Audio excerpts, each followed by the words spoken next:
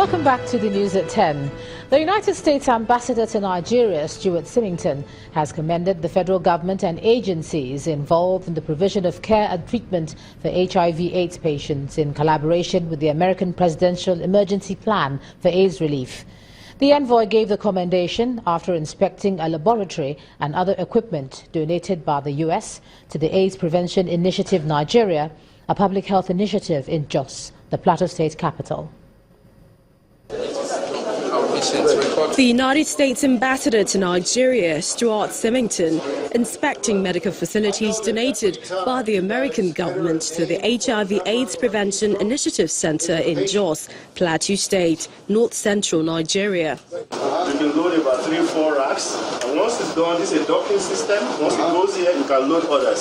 Since 2004, the Nigerian government, as well as other donor agencies, have been involved in providing care and treatment to patients in collaboration with the American Presidential Emergency Plan for AIDS Relief.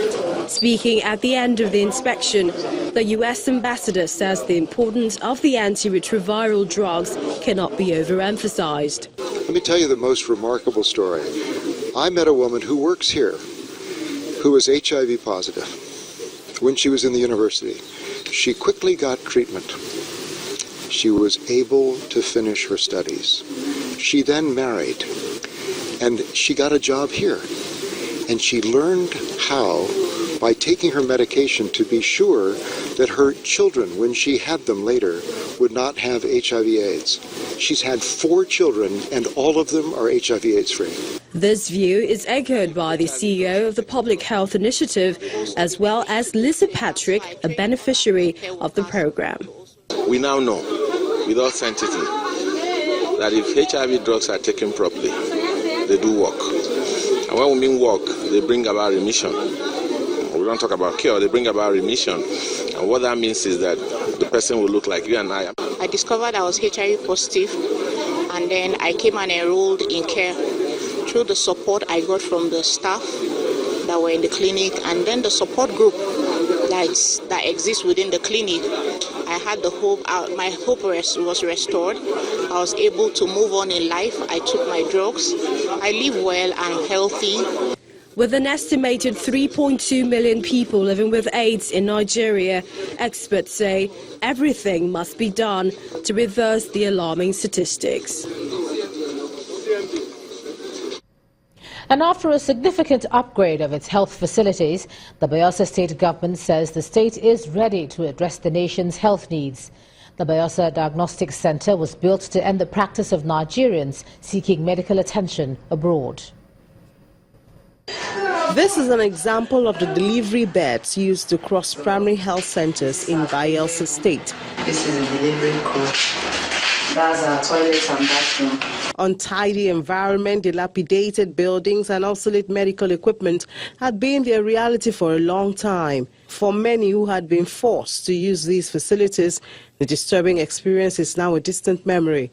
The present administration has made positive investments in the state's medical sector. I'm humbled and I feel fulfilled. I'm very happy that this project has come this way. Talking about the vision, our policy is to take Bayelsa to the world and to also bring the world to Bayelsa.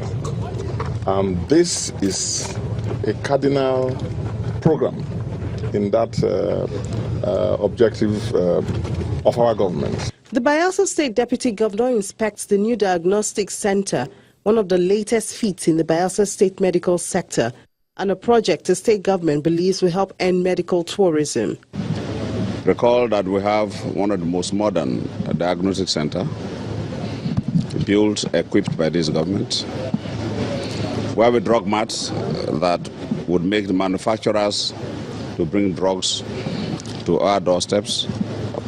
The issue of fake drugs will be a thing of the past. The vision is to provide affordable and quality health services to all residents of the state. And the kind of equipment that are being deployed in the health facilities that we've just shown you, you can tell that in terms of care to our patients, you can be sure that we are going into a different era in terms of medical care for Bayelsans. The diagnostic center is a prototype to be replicated in all the local government areas of Bayelsa State. Let's take a look at some business news for the day. Here's Anne Waudu. You first. First Bank.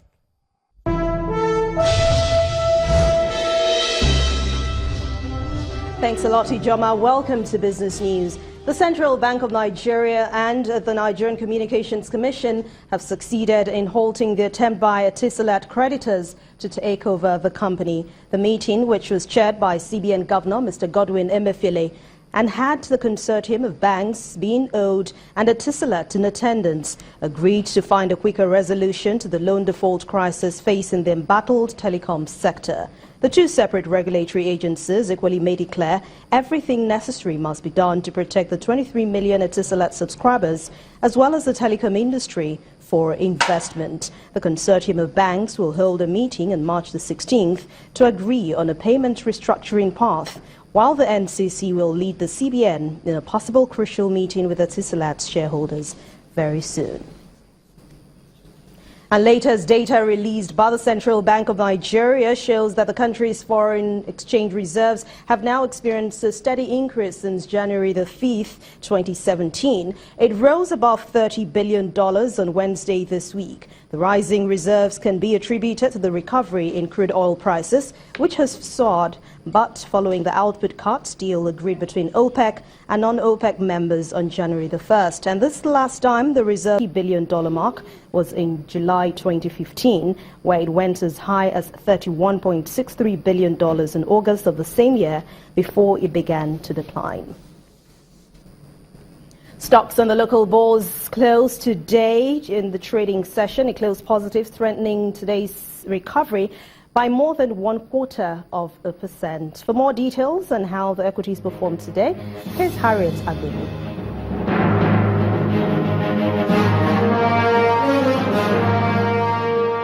The Nigerian stock market ended Friday's trading session positive as investors favored consumer goods stocks.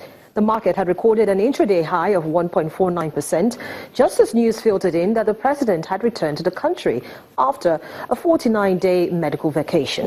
Well, at the end of the session, the all-share index added 0.27% to 25,238.01 with a market capitalization of 8.73 trillion naira. Banking stocks, Zenith, Diamond, and FBN Holdings were the three most actively traded stocks today. Market breadth was flat as there were 16 gainers versus 16 losers apiece. Unilever, Honeywell Flour, and Air Service were the top three gainers. On the flip side, the top three laggards were Union Bank Nigeria, Livestock Feeds, and Total. In 3,260 deals, 245.38 million shares valued at 2.31 billion naira was executed. Those are the day's trading figures. I'm Harriet Agbini. Thank you, Harriet. And U.S. stocks accelerated and celebrated the better-than-expected February employment report ahead of the interest rate hike decision by the Federal Reserve next week. VOA Channel's TV correspondent Jill Malandrino will talk to us more from the New York site, NASDAQ market site in New York. U.S. stocks opened strong to kick off Friday on a very solid employment report. U.S. job growth increased more than expected in February, and wages rose steadily. Non-farm payrolls rose by 235,000 jobs last month as the construction sector recorded its largest gain in nearly 10 years due to unseasonably warm weather, and perhaps also reflects President Trump's infrastructure spending plans. The unemployment rate fell 0.1% to 4.7%, even as more people entered the labor market, encouraged by the hiring spree. Now, with that, attention turns to the Fed meeting next week, where it will deliver its decision on interest interest rates. Traders continue to bet overwhelmingly on a March rate hike and give a better than even chance of 2 more rate hikes over the course of the year, with a small chance of a 4th hike. Now, this is based on the price of Fed Fund future contracts traded at the CME Group over in Chicago. Now, outside of the Fed, there's some important data points to be aware of, including retail sales for February and Wednesday morning. In addition, the debt ceiling suspension expires at the end of Wednesday. This means our Treasury Secretary will have to start an official juggling act to ensure the country can continue to keep paying all of its bills in full and on time. After the current suspension expires, the debt ceiling should reset a little north of $20 trillion next Thursday.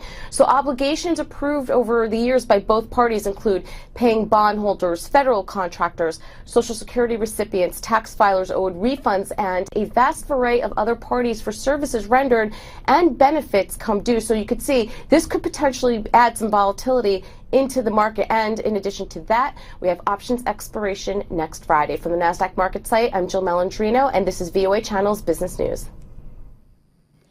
And from around the world to other stock market reports, it closed Friday mainly positive on the back of strong jobs report from February from the U.S., while investors look ahead to the Federal Reserve's interest rate decision next week. Let's see the numbers.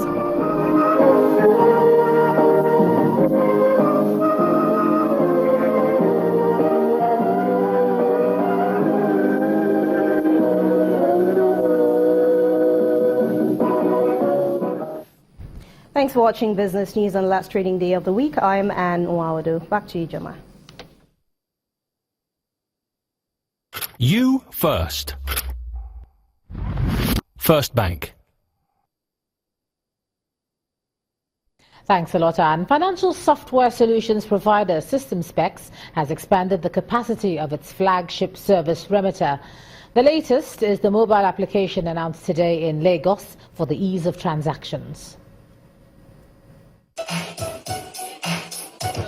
Putting you in control of your finances is one of the key means of enhancing financial inclusion globally. With the growing revolution of payments in the consumer space, SystemSpecs has decided to introduce a mobile application converging on individuals' bank accounts and seamlessly aiding transactions. So we're giving you an opportunity to be able to view your balances across all banks on one screen. You can make payments from any of these bank accounts. You can transfer money to family and friends. You can transfer money you can pay bills. You can pay TSA. You can even set up standing orders. Just like the business-to-business services rendered through Remitter, the features of the new mobile application also targets the small businesses. We charge for transfers, but we don't charge for bill payment. Service provider picks up the bill. We don't charge for payment for TSA. On Remitter, payments are supported with various security features. So not only are you managing your 3 or 4 personal accounts from this app, you can easily flip to a corporate where you are a signatory, and you will see all the transactions that require your attention. We use fingerprint for phones that have fingerprints, and we all know you can't lose your fingerprint. So ultimately, when you install this app, you are very sure that nobody else can log into your phone to do transactions on your account. And even for phones that don't have fingerprints, we have something we call dynamic authentication system. This was developed by Nigerians. So again, it's a big testimony to the depth of skills and that we have in the country. The convergence features of the Remitter app is one of the disruptive technologies transforming the future of payments, an innovation expected to boost the nation's cashless policy and enhance financial inclusion. Still ahead on the news at 10, International Olympic Committee blocks financial support to troubled Kenya Olympic Committee for failing to comply with corporate governance regulations. That's on sports. Please stay with us.